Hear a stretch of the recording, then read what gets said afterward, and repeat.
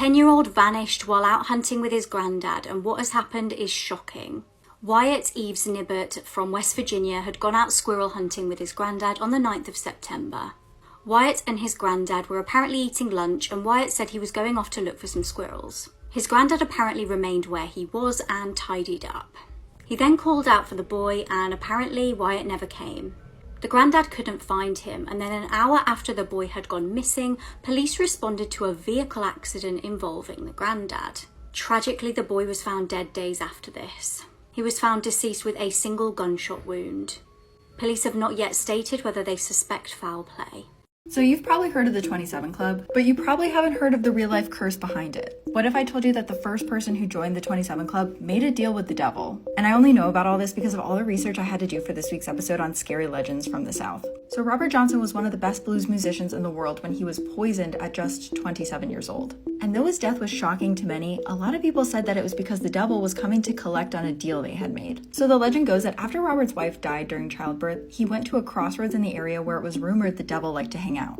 And there he found a well-dressed man in a suit which he knew was the devil. He got down on his knees and asked the devil to make him the best blues musician in the entire world. He felt that was all he had after his wife died. So the devil took the guitar from Robert, tuned it, and then added another string to it. He handed the guitar back to Robert, basically saying, if you take this guitar, you'll be the best blues musician in the world, but your soul will be mine. But Robert still took the guitar, and the rest was history. 7 years later, at the age of 27 years old, he passed out while playing the guitar on stage.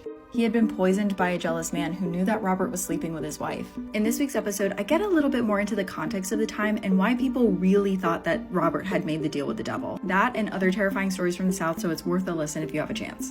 This criminal was caught after uploading his DNA to a family tree website. In 2007, the Gasparilla Pirate Festival was underway. Many University of Tampa students were in attendance, including one particular female who ended up walking alone back to her dorm. Unfortunately, a predator spotted her stumbling up the road and decided to strike. Trying to gain the female's trust, he offered to walk her home. She then called her boyfriend to keep them company on the walk back. However, as soon as they got to the dorm, the man attacked her. He SA'd her and then fled the scene. Unfortunately, police did collect DNA from the scene but couldn't find a match. Frustratingly, for years the case went cold. That is, until a 44-year-old man was curious about his family tree. Jared Vaughn submitted his own DNA to an online database and had no idea that he'd essentially just laid a gingerbread trail right to his door. Jared from West Virginia had no idea investigators were testing his sample against the DNA collected at the crime scene. It was a match and he was arrested. A 23-year-old Florida woman was posing as a 14-year-old girl to meet up with little boys. This is 23-year-old Alyssa Ann Zinger. She was first arrested in November for at least 30 acts with a middle school boy, and then sending explicit Snapchats to many more middle schoolers. Her persona was a 14-year-old homeschooled girl. She communicated with all of her victims through Snapchat. She got hit with a ton of charges, mainly CP charges, and that's on top of assault charges. Interestingly enough, her and the victim that she was with got caught shoplifting at Nordstrom in July. She lied to the police about her identity. She was born in 2001. She said she was born in 2009 to them, but they had been investigating her for over a year now. They found out she had been lying after reviewing her school and employment records and contacted her employer at Publix in Tampa. Then, 3 months later after that, a victim came forward about Alyssa Zinger's crimes. If convicted, she faces 146 years, so basically life in prison. And I believe she has 7 different charges against her with 12 counts. If you're from Tampa, let me know if you heard about this. I'm from Tampa. I'm just hearing about this. I believe she was arrested last week, so makes sense. But let me know your thoughts in the comment section below. And as always, these videos are for informational purposes only. People are calling this one of the most barbaric murder cases in recent UK history. Rotherham has had its fair share of crime cases. However, this one in particular comes with a massive trigger warning. Adam Clapham was a 31-year-old dad. Adam and another man were believed to have been using substances and were known by a local gang who sold these to them. Things went horribly wrong for the men when they were blamed for £300 of substance money going missing from an address in Rotherham. In September 2022, Adam and the second victim were held captive in a basement in Rotherham. They were held there by 6 gang members and were beaten, stripped and had boiling water poured on them in a 5-hour ordeal. They were hit with hammers, and some of the things are so appalling that I cannot even repeat them on this app, so do Google them if you do have a very strong stomach. This is just an extremely distressing case. On the 18th of September, they were both left for dead, and tragically Adam died. The other victim was left with over 50 injuries, but thankfully did manage to escape. The surviving victim told police how their attackers had laughed as they recorded the incident on their phone. The ringleader of the gang was 24-year-old Arab Yusuf, who ran a substance business from the homes of vulnerable addicts. The judge described the gang as inhumane and jailed them for a total of 155 years.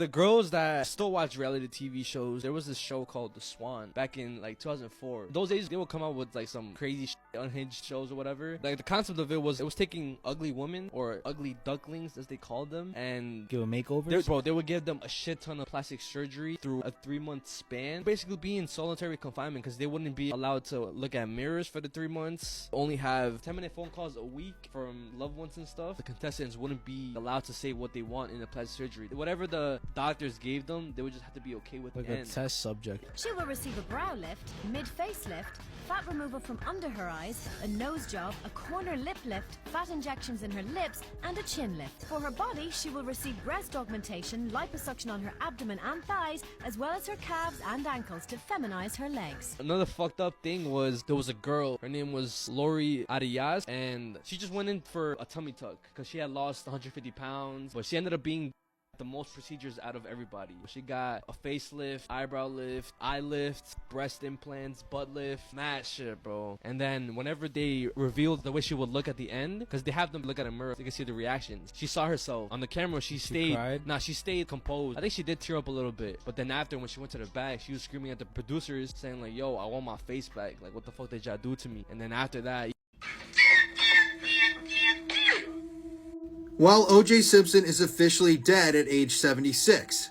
Just yesterday, April 10th, he succumbed to his battle with cancer. And sadly, whatever secrets O.J. Simpson held within him, he has now taken to the grave. So if you somehow don't know, O.J. Simpson's trial was one of the most publicized murder trials of all time. This is where the quote, "If the glove don't fit, you must acquit," comes from. You see, on June 12th, 1994, the bodies of O.J.'s ex-wife Nicole Brown Simpson and her friend Ronald Goldman were discovered in Los Angeles. They had both been stabbed multiple times, and the scene was extremely gruesome and bloody. O.J. was the #1 suspect. People thought he was definitely guilty because of the way he fled the police in a high-profile pursuit. They claimed that that was him showing his guilt. But after an extremely lengthy criminal trial, O.J. Simpson was declared innocent and acquitted of the murder charges. Still, to this day, no one has been officially convicted in the murders of Nicole Brown Simpson and Ronald Goldman. And like I said, if anybody were to have known anything, it would have been O.J. Simpson himself. But he didn't make any sort of deathbed confession, at least that I know of right now, so it seems like this will always remain a mystery. If you want to hear more true crime stories, listen to the podcast Murder in America that I co-host with my wife Courtney. It's available on all streaming platforms. These are people who killed animals reacting to their sentence. This is Alicia Kincholi, and she burned a raccoon alive. And the most messed up part is she recorded the entire thing.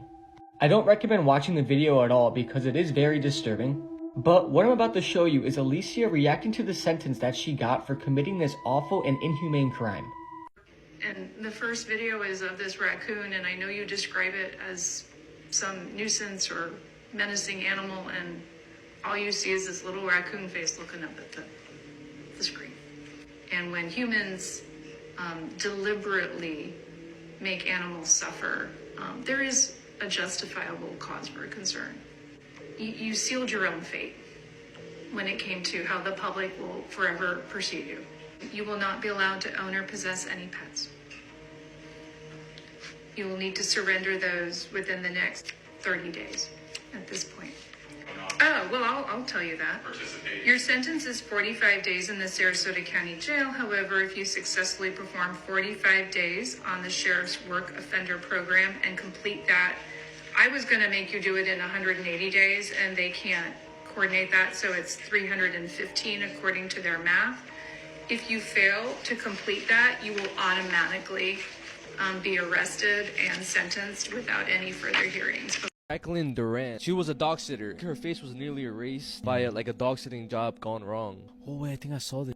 A couple of days before, she had visited the dogs. The dogs acted normal, not aggressive. Their names were Lucy, a German Shepherd mix, and Bender, which was a Boxer Pit Bull mix. And they were both rescue dogs. Owners had promised Jacqueline that the dogs would have been caged when she would arrive, so she wouldn't have to worry about them being aggressive. But when the day came, the owners had texted Jacqueline saying that they failed to put them in the cages or whatever. So whenever Jacqueline arrived, as soon as she opened the door, the dogs attacked her. They dragged her into the living room. They tore off her ears, her nose, her lips. They bit her 800 different times all over her body, bro. And there's body cam footage of the cops arriving to the scene. It took them 37 minutes to finally find the opening. We can't make entry because of the dogs. Ma'am, can you hear me? Are you the only one inside? Is the big dog right next to you? So they rushed her to the hospital, lost 30% of her blood, and she was resuscitated multiple times. To make this shit more fucked up was the owners, they had a sign in front of the door that said, "Warning, crazy dogs, do not knock or don't ring the doorbell." What? Why would they let her try to dog sit those dogs? Because apparently he said that we have children in the house. They never showed no signs of being aggressive. I have 3 kids, One's 3 years old. No history of violence, none. If they're well behaved, why would they have that?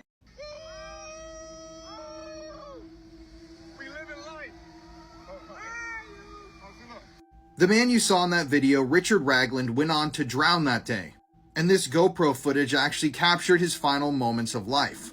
Before his death, Richard actually served in the National Guard. Everybody remembered him as having the biggest heart and being a very smart guy. However, on June 4th, 2017, a freak accident would cause Richard to drown in the water he was swimming in Georgia. To this day, nobody knows exactly what killed Richard or what forced him under the water, but his friends that were with him that day stated that he went under the water. They tried to help him, but there was no way they could get him back up to the surface. So after his death, Richard's family mourned their loss. But it wasn't until years later when a diver actually recovered that GoPro sitting at the bottom of that water. The diver's name was Rich Abernathy. He has a YouTube channel where he goes into bodies of water and dives. And he was diving in that same water in Tennessee when he came across a GoPro. And when he looked at the contents of that GoPro, the connection was made that this was Richard Ragland, the man who had drowned there only a few years prior. I'm going to play you a little bit more of that video. It is just some really haunting stuff. Being with brothers and sisters, we live in life. We live in life. We live in life. The thing is, one common goal that we all share is the same goal.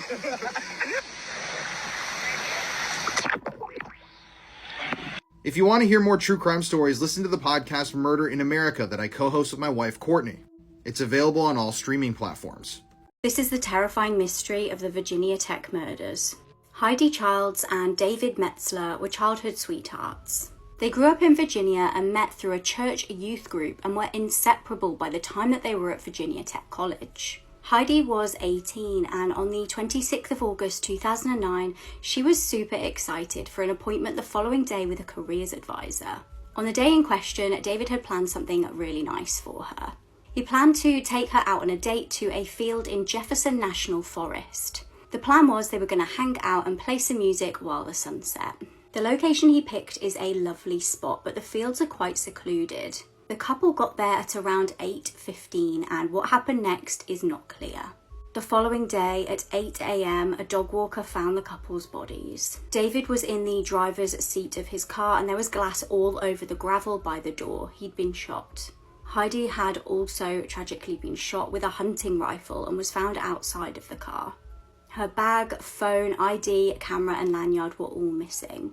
The first press conference revealed that DNA evidence had been collected which was believed to be from the killer. There were also 6 cars identified that police were investigating further. However, tragically, this case has very much gone cold. Many believe that the couple may have stumbled upon something they shouldn't have seen and were then killed to keep them quiet.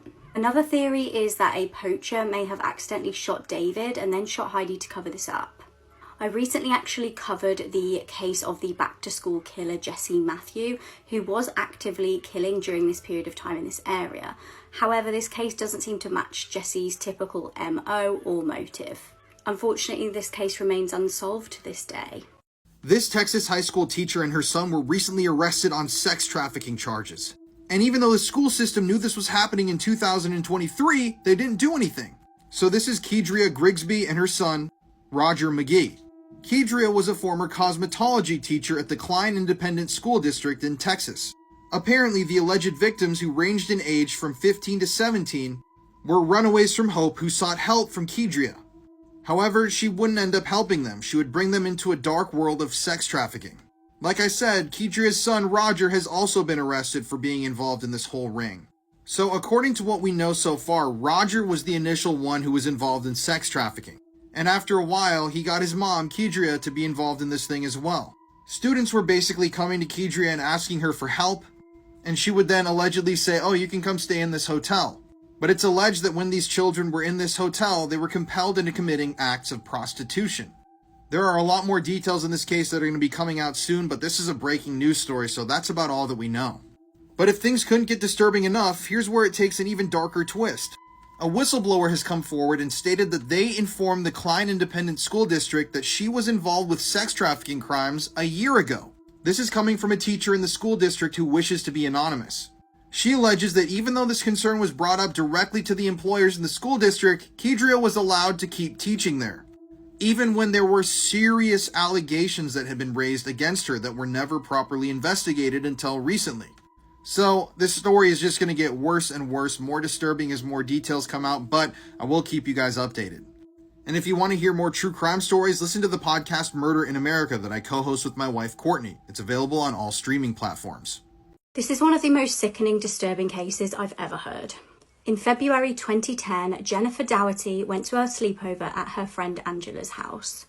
6 people were going to be there who she had recently made friends with at a community centre in Greensburg. She was actually really pleased to make these friends, as she was described as mentally disabled and she found connecting with people really challenging.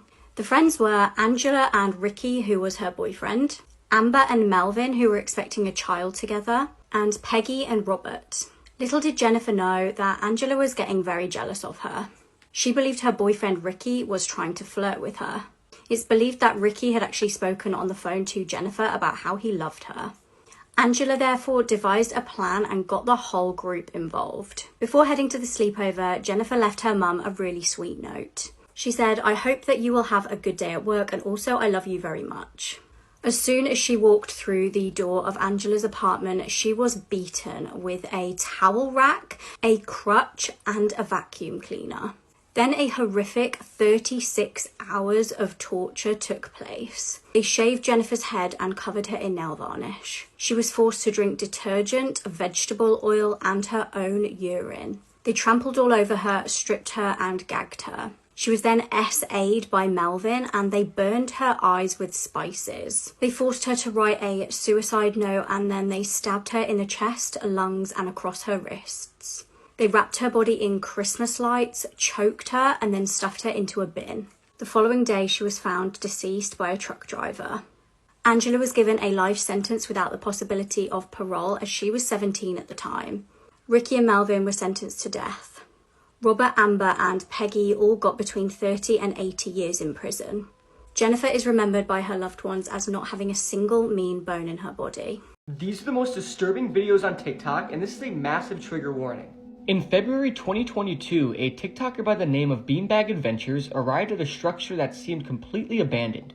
Locally, this place was known as the lavatory. Upon entering the building, Beanbag Adventures was completely overwhelmed by a very, very strong odor, despite the respiratory he was wearing. So he followed the stench and it led him down to the basement and into a strange room, and it's there that he would make a disturbing discovery. A pool of stagnant liquid containing the remains of children, and not just children, we are talking about newborn babies. Now, at first when the video was released, there was a debate about how real the footage was. As he said in the video, he found movie props. But that was likely an attempt to prevent the graphic footage from being deleted. But having seen the video, it's pretty convincing and would have to have been very costly to fake. Another indication of its authenticity is that in the high quality footage, maggots and insects are clearly on and around the bodies. After he posted the first video, he went back to business as usual, but in December 2022, he went back and what he captured silenced most of the doubters. because this time things changed. There was children's clothes scattered all on the floor, and a pile of glass bottles appeared, and within the pool itself were even more corpses. And many bodies that were recognizably the same were now further decomposed than before. This was either a very well put together hoax or it was real. Many people were even quick to discover that the bottles found appeared to be formaldehyde, a chemical used for the preservation of bodies. After the second video went viral, many believed that there was a serial killer on the loose or a group of killers, but others were still convinced it was a trick. Now, I obviously can't show the video on blurred, but it's not hard to find it at all if you want to watch it. So if you decide to watch it, let me know your thoughts on it and if you think it's real. Nonetheless, this video is absolutely disturbing, and it's definitely one of the most disturbing videos on TikTok that I've seen. Also, if you guys have any suggestions on videos you want me to cover on TikTok, just let me know.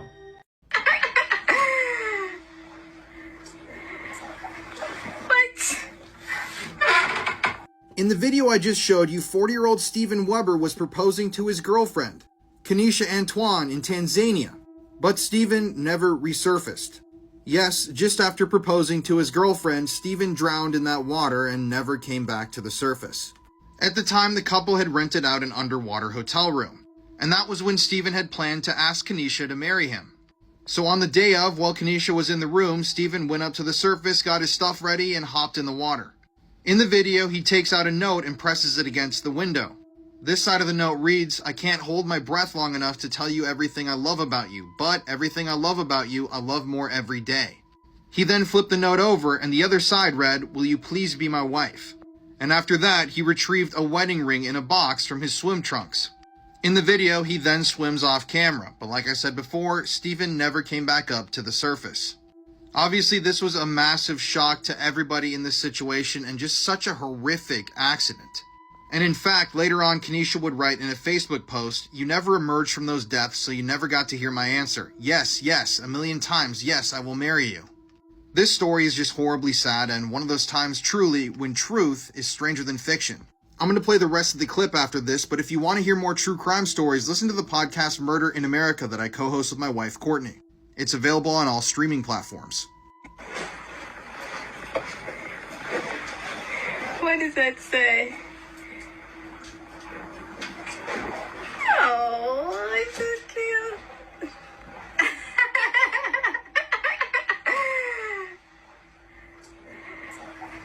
What?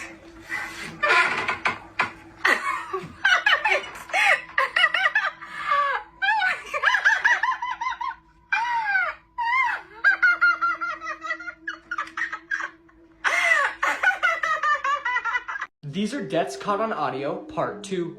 This disturbing aircraft disaster claimed the lives of 70 people, and it was the result of a couple pieces of duct tape. The audio in this video may be disturbing, so this is a trigger warning. On October 2nd, 1996, a Boeing aircraft departed from the Lima airport in Peru at 12:42 a.m. Near immediately, the basic flight instruments began behaving erratically. The pilots became confused as they began receiving contradictory emergency alerts. Unfortunately, the plane was over the ocean in the pitch dark night, and neither the pilots or air traffic control were aware that their displayed altitude information was wrong. They were dangerously close to the ocean and had no way of knowing. Inside the cockpit, it was total chaos. Several alarms were blaring constantly. The left wing then clipped the water, causing several feet of it to break off. The pilots acted quickly and got airborne for 22 seconds. But the damage was done. The plane rolled over and smashed into the dark waves. Everybody on board died, many of which likely drowned with the aircraft. It turns out when the plane was being polished, duct tape was placed over the static ports, which measures ambient air pressure and are imperative for other systems to function.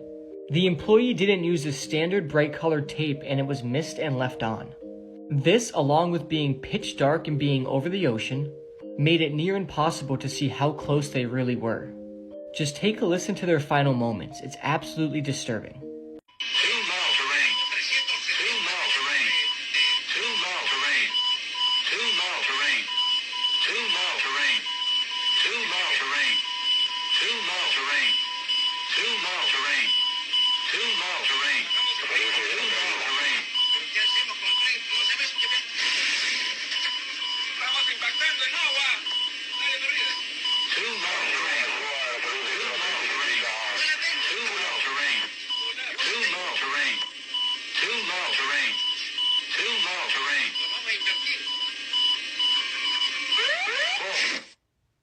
This is the chilling moment a Colorado teen confessed to killing a man and storing his head in his bedroom closet.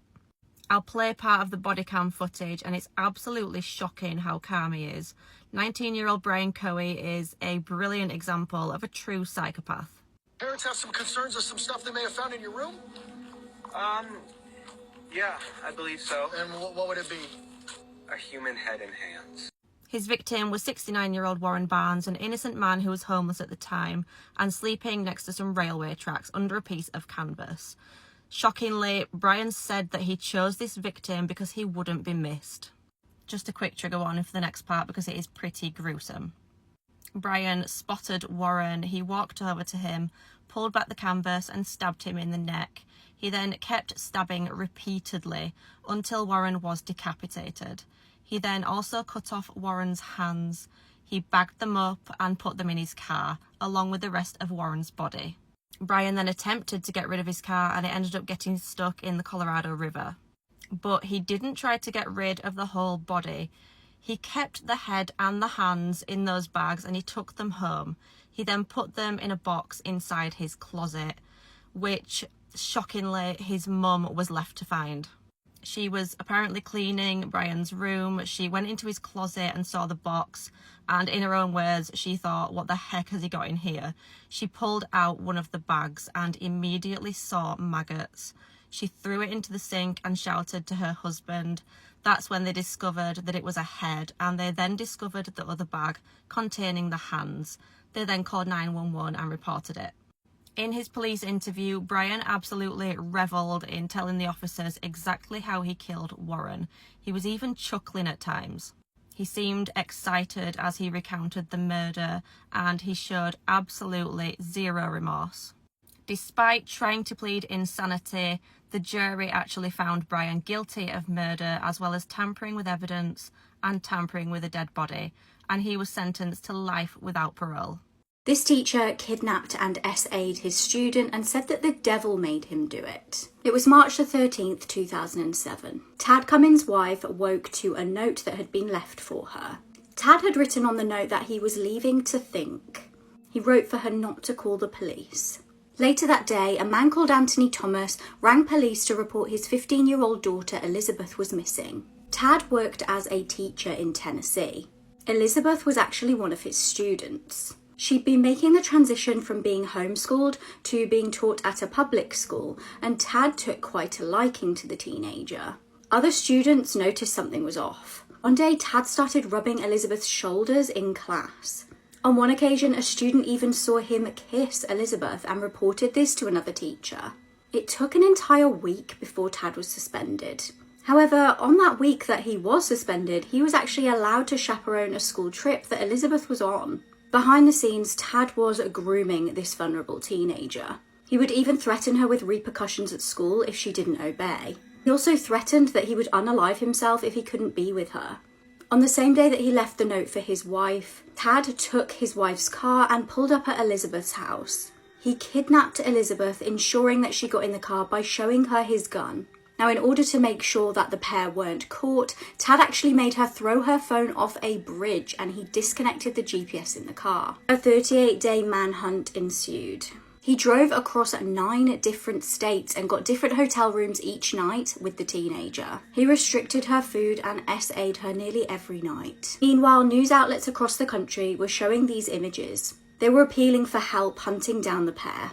Finally, a man named Griffin Barry led police to the kidnapper and his victim. Griffin was a caretaker for a Californian property. He had seen a man and a girl matching the description that he'd seen on the news. They were actually staying in one of the cabins. He rang police and they soon swarmed the property. They arrested Tad and reunited Elizabeth with her family. Tad later claimed that the devil made him do all of this. He would eventually plead guilty and was sentenced to 20 years in prison. This is the Brain video, by far one of the worst prison videos ever explained. The video that I'm about to explain has little to no backstory, but it's believed to be from Brazil. And it made its way onto the internet in the beginning of 2017. The video appears to be filmed during the middle of a prison riot. The video itself is 2 minutes and 6 seconds long, and immediately you are met with absolute horror. As you play the video, at first it's hard to make out what's going on as it is shot in a dimly lit room. Commotion seems to be going on in the background, and a few seconds in you see a dead man laying in the corner of the room, and how he was killed is unknown, but you see an inmate striking him in the head repeatedly with some sort of weapon. It looks like a homemade machete, and he is striking the dead victim on the top of his skull. The cameraman makes gang signs with his fingers as this is happening. As the killer swings the machete and connects with the head, it makes wet crackling sounds which are extremely unsettling. He strikes the victim repeatedly as blood splatters on the white wall after each strike. After the killer strikes the top of the skull several times, he then goes for the throat, and it appears that he is attempting to behead the deceased victim. The cameraman is talking as this is happening, and after a few seconds the camera goes dark as the cameraman moves around to find a better angle. He eventually does, and you see an inmate trying to behead the victim, though this time he is using a knife. You also see a large cavity in the victim's skull caused by the homemade machete. The knife is blunt, and the killer alternates between stabbing the spinal cord to sever it and slicing it as he continues to remove the head. The killer continues doing this, and as the blade stabs into the spinal cord, it creates a crunching, grinding type sound. Eventually, after repeatedly stabbing and slicing, the knife-wielding killer beheads the victim. But this is where it gets absolutely disturbing. The killer then reaches into the opening of the victim's head, which was caused by the machete, and proceeds to pull out chunks of the victim's brain.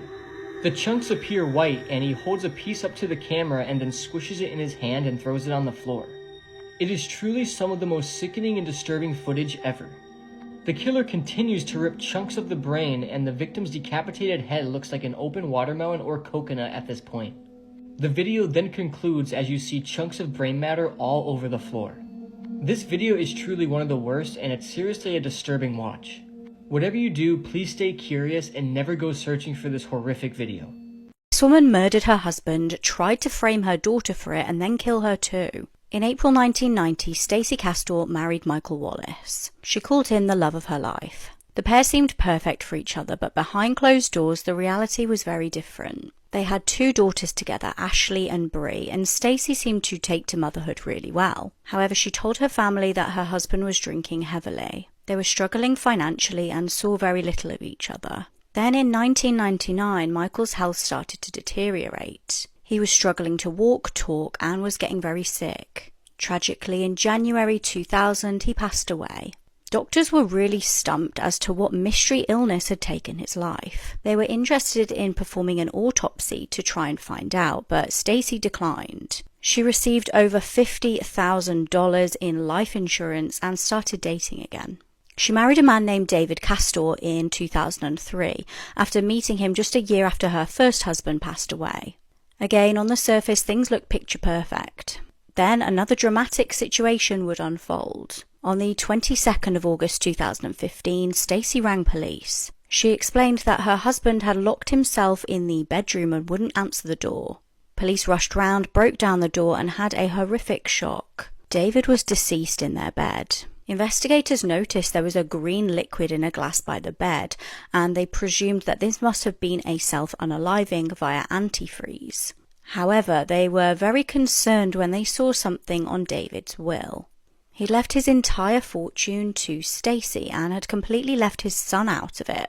The forensic team also found Stacey's fingerprints on the glass with the antifreeze in. That's when investigators started examining the first death of Stacey's first husband in a little bit more detail. They exhumed his body and also found antifreeze inside of him too. Had Stacey murdered both her husbands? But that was not the end of the poisonings. A few days later, Stacey invited her 20-year-old daughter Ashley round. They were having a drink together and suddenly Ashley felt very sleepy. The following morning, Ashley's sister Bree failed to be able to wake Ashley up. Ashley was rushed to hospital where she did thankfully regain consciousness. That's when she was told something shocking. She was found with a suicide note. The note was marked from Ashley and admitted to killing both Michael and David. Ashley had not written this note. It became apparent that Stacey had tried to frame her daughter for the murder and also tried to kill her too. In 2009, Stacey was convicted of second-degree murder of David and forging his will. She was also convicted of the attempted murder of Ashley. She was never charged in the killing of her first husband, Michael. She maintained her innocence until she passed away in prison of a heart attack in 2016. This has got to be one of the most horrific murders I've ever come across. It's the murder of Fan Manyi in China, and it's also known as the Hello Kitty murder. In May 1999, a distressed 14-year-old girl walked into a police station and complained that a ghost was haunting her. She said that this ghost visited her every night drenched in blood, and she was desperate for it to stop.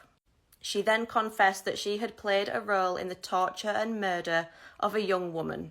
She led police to an apartment in the city, and they discovered a Hello Kitty mermaid doll with a severed head inside it. The head belonged to 23-year-old Fan Manyi, who was a nightclub hostess, and she'd been missing for a month. She'd spent that month being held in that apartment, and she was ultimately tortured to death. A month earlier, she'd been brought to that apartment by these three men. They were known gang members of a gang called the Triads. She had apparently stolen 4,000 Hong Kong dollars from one of these men, and they wanted it back. But they wanted it back with interest, and they told her that she had to pay back 10,000, which she couldn't do. So they found her on the street, bundled her into a car, and took her to their apartment. Then began a month-long campaign of abuse and torture. The things that these three men did to her are just absolutely horrific. She was tied up, raped, beaten with bats, weapons, and pieces of furniture. She had candle wax dripped on her. She had the soles of her feet burnt so that she couldn't escape. She was both force-fed her own urine and feces and then simultaneously starved. And towards the end of her captivity, she was hung upside down and used as a punch bag by these three men. The girl that went to the police station was one of these men's girlfriend, and she'd apparently also taken part in some of the abuse, also beating Fan on several occasions. On April 15th, 1999, the three of them went out for a meal and they locked Fan in the bathroom. When they got home, she was dead. What they did next is absolutely sickening. They cut up Fan's body and they boiled her bones in pots of water to strip the meat from the bones. They discarded these bones in multiple bins, and then for some unknown reason, they put her head inside a Hello Kitty mermaid doll. In exchange for immunity, the girl that went to the police station testified against all three of these men. They said that she died from a drug overdose, and due to the state of the bones of her body, it couldn't be determined whether this was true or not, so they were not convicted of murder. Instead, they were all sentenced for manslaughter and were given life sentences without parole for 20 years. One of them did actually have his sentence reduced to 18 years, but he was sent back to prison after an indecent assault on a 10-year-old girl. Sometimes true for stranger than fiction. The case of Richard Trenton Chase is a story which even the most depraved horror writer would struggle to create. Over the course of 4 weeks spanning across 1977 and 1978, Richard Chase took the lives of 6 innocent victims in Sacramento, California. His murders gradually progressed in violence, beginning with drive-by shootings and culminating in acts of cannibalism. These are the darkest videos on YouTube, and this is a massive trigger warning. At a Las Vegas home on the evening of July 21st, 2021, a disturbing event happened around 8 p.m. where a young lady had been working in her kitchen waiting for her husband to get home from work. It was around 100 degrees out that day, so she opened her window to let some breeze in, but this harmless act would lead to a terrifying series of events.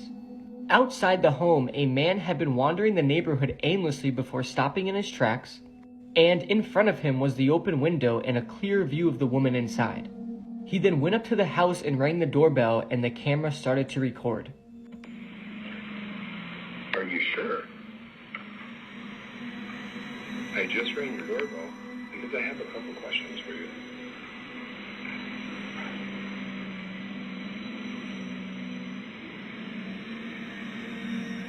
Are you sure? I just rang your doorbell because I have a couple questions for you. Are you sure? Well, what? Are you sure? I just rang your doorbell because I have a couple questions for you. The man stands there ringing the doorbell and knocking at the door, repeating the same sentences over and over again. However, the woman inside has never met this man, and in fact, she'd never even seen him up until this moment. And to make it even more strange is that the woman didn't respond to the man at all, and was out of view as he was speaking through the door, and the phrases he was saying was not in response to anyone, and instead he was just speaking to himself. Fearing for her own safety, the woman inside did not answer the door or respond to him, leading the man to take things a step further. Are you positive? I just have a couple questions for you. Are you sure? Are you positive? Are you sure? Are you absolutely certain? The footage is super off-putting, and although the man seems to stay perfectly calm, there was something very aggressive about the way he was speaking. But as the man begins to walk away, the woman's husband, who was still at work, chimes in through the doorbell, which will lead to the man revealing why he was ringing the doorbell.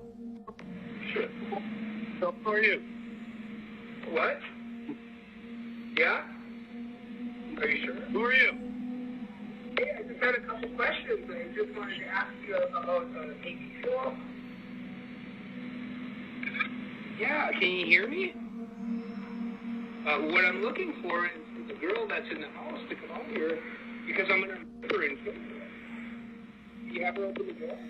You're raping the girl that's on the other side of this door and she lets me in. It was no secret what he was planning now. He literally says it, even revealing that he had weapons to make it happen. I want to rip her first. I have a knife and a gun. Yeah, and I'm going to knock on her door again. If that woman opened the door, or if the door was unlocked, well, we all know what would have happened. But thankfully, that situation did not play out, and the man walked away muttering the same phrases over and over. Police were then called, but the man wasn't found. The woman then posted the clip, and it soon went viral on YouTube, and a day after the video was posted, a viewer recognized the man walking in another neighborhood. And after the police were called, the man would be arrested. And when asked for his name, the man said the Holy Spirit, though his real name would reveal to be Christopher Sums. This whole situation is just terrifying, and I can't stop thinking about what if that woman opened the door? We would be having a completely different conversation about this whole situation. But again, thankfully, she did not. I just got uninvited from a Hollywood film premiere because I make videos exposing pedophiles. So let's set the scene. A couple of weeks ago, I got invited. I got this email invitation, and it said, please, RSVP needed, you're invited at the Paranormal Files to blah, blah, blah event premiere. So I emailed them and said, oh, that's a director that I love. I would love to come to the premiere. I just need 2 tickets for my wife and I to bring her with me because we're coming from Houston. They said, yeah, we can get you 2 tickets. We'll send you more information when it gets closer to the date. So that event is supposed to happen next week. Obviously, it's Friday now. A couple days from now, my wife and I bought our plane tickets. We got all of our travel accommodations set up. Then I get an email that says, sorry, we can't have you at the premiere because the ticket allotment was off, so they didn't have enough tickets. So I emailed them and said, that's a little messed up. Clearly, the invitation says you're invited, RSVP. What's going on here? Then, in the next email they send me, the text literally says they looked at my social media and noticed that I had the word pedophile in some of my videos. Keep in mind, I have the word pedophile on my videos because I frequently expose child sex traffickers, pedophiles themselves. I try to spread awareness that these crimes are happening because a lot of other creators don't talk about it. And that's not all the content that I create. I mean, God, I have almost 1 million on YouTube subscribers doing ghost hunting videos every single week. My wife and I co-host Murder in America. It's just true crime, murder stories. So, yeah, so they told me that, and I'm like, I wrote her an email back and said, you do realize Hollywood has a pedophile problem, so it doesn't really sit right with me that this is what you're telling me is I'm being specifically uninvited because I cover stories of sexual abuse against children. And she responded, I get it, you're doing good work, but we wouldn't want the directing duo, whatever they should be known as, to have any sort of obscuring of their night. That's the word they use, their night to be obscured, this exclusive event by these stories. And I'm like, okay, it's not like I'm going to walk around a party talking about sex trafficking with everybody I meet, but I do think it's really strange that they specifically chose to tell me that me covering stories of pedophiles and trying to expose sex traffickers got me uninvited from this Hollywood event. The link is right there. I mean, it's just like, it's not a conspiracy. That's not a conspiracy. Just look at Quiet on the Set. Look at P. Diddy. And then look at me. I've been talking about all of these things for years now. It's not the only thing I talk about here, but they chose to let me know that a couple days before the premiere, after we bought tickets, and I don't know what the hell they were thinking. I don't know if some random executive got scared and reached out and said, you can't have this guy coming. But I've been to other events. I've been to premieres. I've been to showings that I was invited to, and I never got this sort of a response. But the message that I'm gathering from this, I don't know what you guys are gathering, but the message I'm gathering is you shouldn't talk about sex trafficking. If you want to get invited to Hollywood events, you shouldn't discuss stories of pedophiles or expose people who commit sex crimes against children. You just shouldn't do that if you want to get invited into our little club. Really, really disgusting feeling there to hear that information from somebody. Really bizarre, specific choice of words from them. So I responded and basically just said, thanks for your time, even though I don't see how my presence would be, a disruptment. I understand you're just working for the higher ups. And, yeah, I mean, it's creepy. It gives me a creepy vibe. You know what I mean? Just like, what the hell, dude? Like, you're going to uninvite me? I would have been not even creeped out or angry if they would have just said there weren't enough tickets. I would have still been mad because they basically lied and said that, you're invited, RSVP. That typically means you're invited. But no, they went out of their way to tell me that it was because I made content about sex crimes against children. By the way, I work with organizations. I just interviewed the Arizona Anti-Trafficking Network about sex trafficking in Arizona. I just made a documentary about sex trafficking in Phoenix. I'm on the ground trying to spread awareness of these issues and really open people's eyes to see this shit is happening all the time, and we need to do something to stop it. Whether that's protecting your kids more or imposing harsher sentences. I don't know what it is, but if you don't talk about it, it's almost like it never happened. You know what I mean?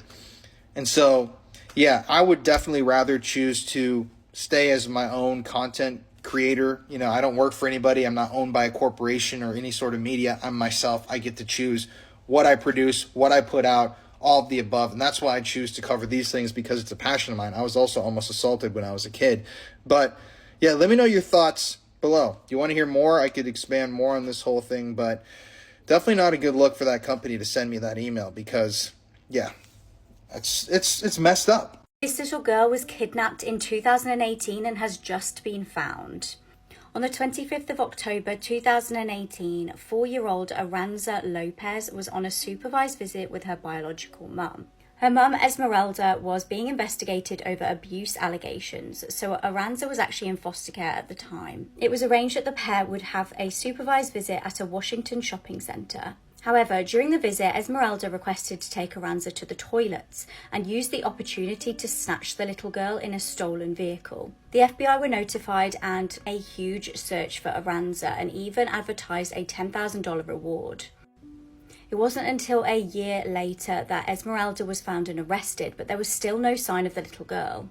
That was until last month. She was recovered by Mexican authorities in February in western Mexico. In 2021, Esmeralda was actually extradited back to Washington state and pled guilty to second-degree kidnapping and robbery. She was sentenced to 20 months in prison.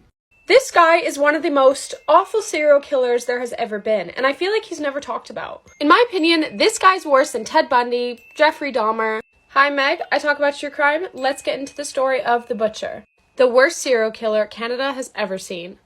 Robert Pickton was born October 24th, 1949, in British Columbia, Canada. Robert had quite a bad upbringing. His dad was very abusive. He actually grew up on a pig farm. From a really young age, him and his brother had to work countless hours on this pig farm, and then they were forced to go straight to school without taking a shower or anything. Because he was showing up to school unwashed, Robert started getting bullied, and they gave him the nickname Stinky Piggy. As Robert grew older, he was said to be very quiet, but he apparently sometimes had these weird bursts of bizarre behavior. These bursts would come out of nowhere and he would just start acting really strange. In 1996, Robert's brother opened up a kind of charity thing. The charity was started to try to make more money for their pig farm.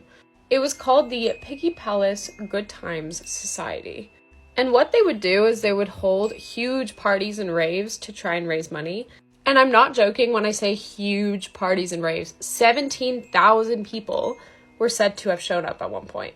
17,000 people at once. Sex workers and biker gangs would join these parties as well, but for Robert, it all started going downhill in 1997, when he attempted to murder a girl. I don't usually do this in these videos, but a lot of you ask what blush I use, and this is the blush I use. It's usually £10 on the TikTok shop, but it's on for $5 right now. So if you click right here, you can get it. I just ordered kind of a peachy version of this. I'm not being paid to talk about this. I just saw they were on offer and you guys ask about these all the time. So get your hands on them for cheap while you can. So Robert attempts to murder a woman for the first time that we know of. According to her statement, he attempted to handcuff her and then he started stabbing her multiple times before she managed to get away. This should have been the thing that got him on police radar, but he was able to get the charges dropped because the woman he attacked was on a lot of drugs at the time, and Robert used that to come up with a story. He told police, like, she was hitchhiking, I was just trying to help her, and she attacked me. And they believed him because she was on drugs. And unfortunately, for the next 60 women he would kill, he was let go. And he was able to come up with a strategy that wouldn't get him caught next time. He developed a plan and started killing a bunch of women. And Robert was really, really good at staying under the radar. Now, what did he do exactly? Let me tell you. Because it's disturbing. First of all, he always went for hitchhikers, addicts, or prostitutes. And what he would do is he would promise them money, drugs, accommodation, anything to get them back to his farm. Once he got them back, he would then shoot or strangle them to death. And this next part is why he was given the name the Butcher. He would take the victims' bodies, chop them up, and feed them to his pigs. Now, if you're not aware of this already, pigs will literally eat anything. Everything.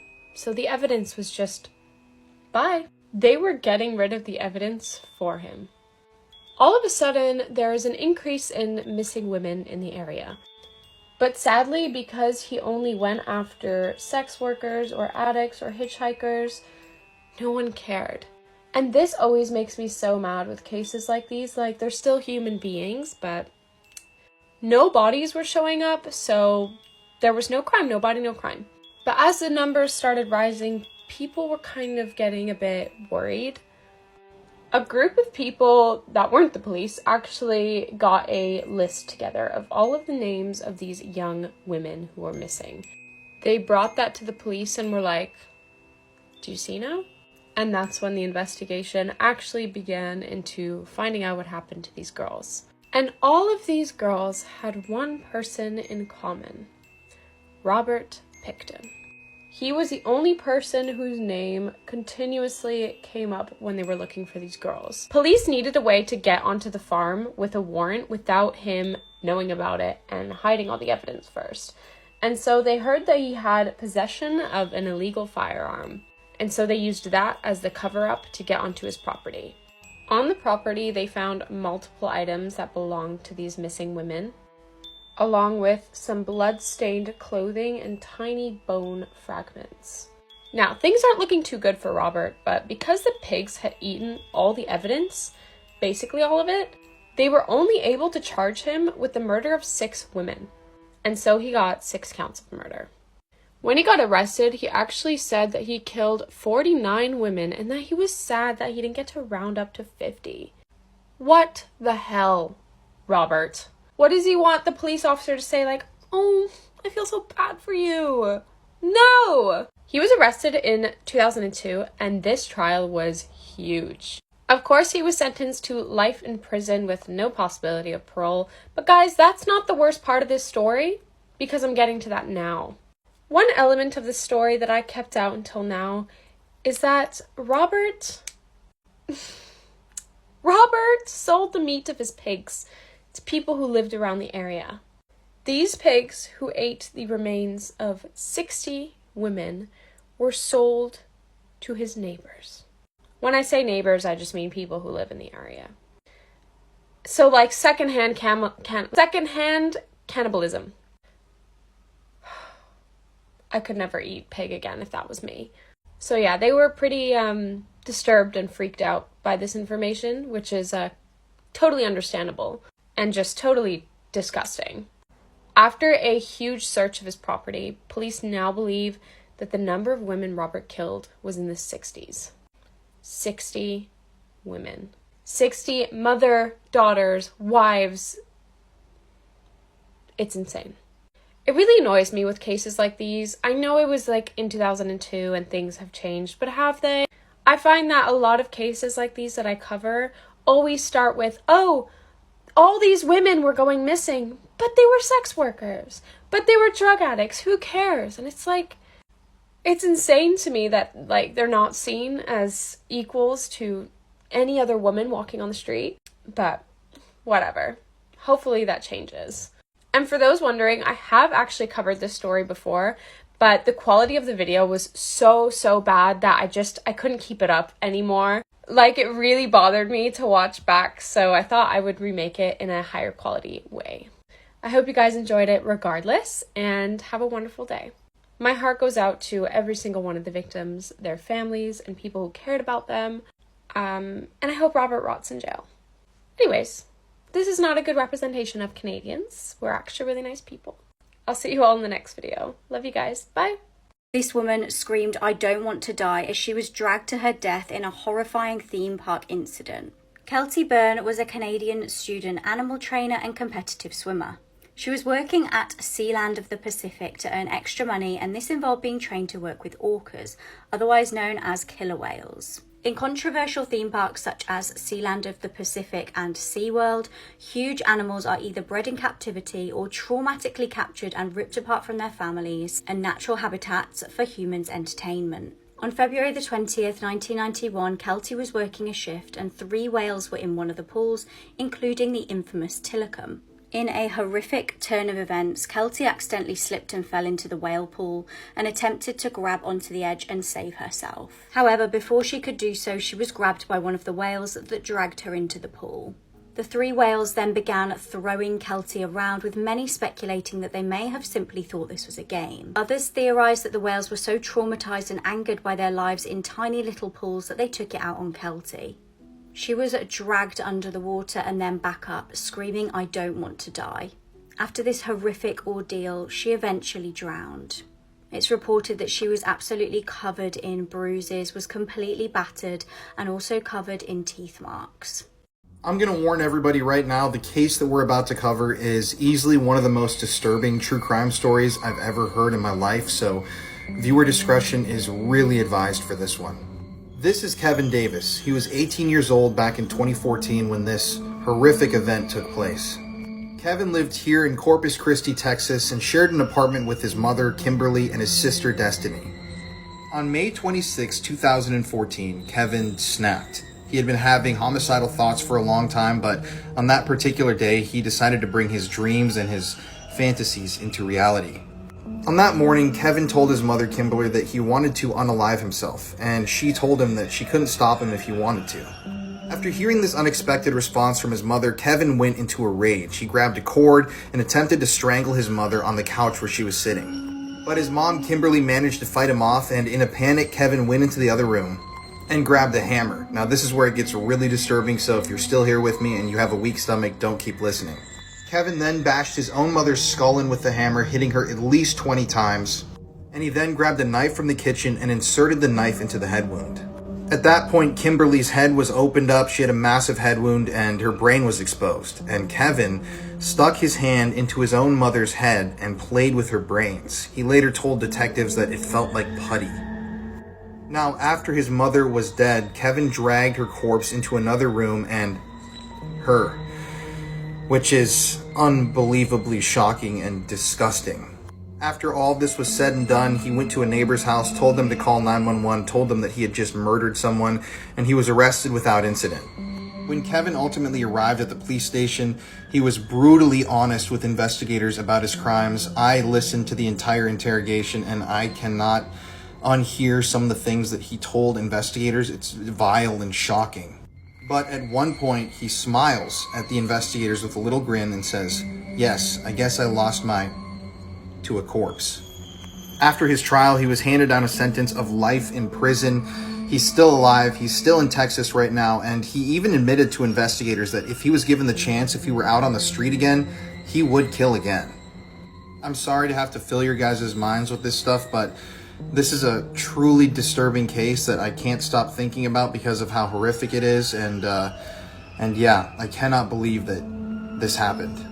If I didn't know this was a true crime case, I would think it was a disturbing horror film. On the morning of the 7th of October 2022, a barefoot woman was running around Excelsior Springs, Missouri, bashing on people's doors. Witnesses describe her looking like she came straight from a horror film and she was calling for help. She'd been beaten, held captive, and SA'd for weeks. The woman was a shocking sight. She was covered in injuries and was wearing a bin bag. Disturbingly, she was gasping for breath as she had a very tight metal collar locked round her neck. It was a nurse who opened the door to her and let her come in. The nurse started to call police, and at this point the woman panicked. She warned her that the captor would kill her and claimed that he had killed her 2 friends. When police got there, the woman explained that a man called Timothy had captured her the month prior. He'd been holding her hostage this whole time. She said he'd been keeping her locked in the basement and had been SAing her. Disturbingly, she told police that he actually had a young son who lived at the house with him. When Timothy had taken his young son to school the one day, she used it as her opportunity to escape. Police made their way to the home of 39-year-old Timothy Haslett Jr. and found the property did in fact have a basement like the woman described. Timothy was arrested and is facing 9 charges, including first-degree kidnapping. He's being held on a $3 million bond and faces 5 life sentences. Before his arrest, police were actually called to his address 3 times. Twice they were asked to do welfare checks, and this was from an employer and also family members. Police have searched his home with cadaver dogs and they haven't yet released what they know.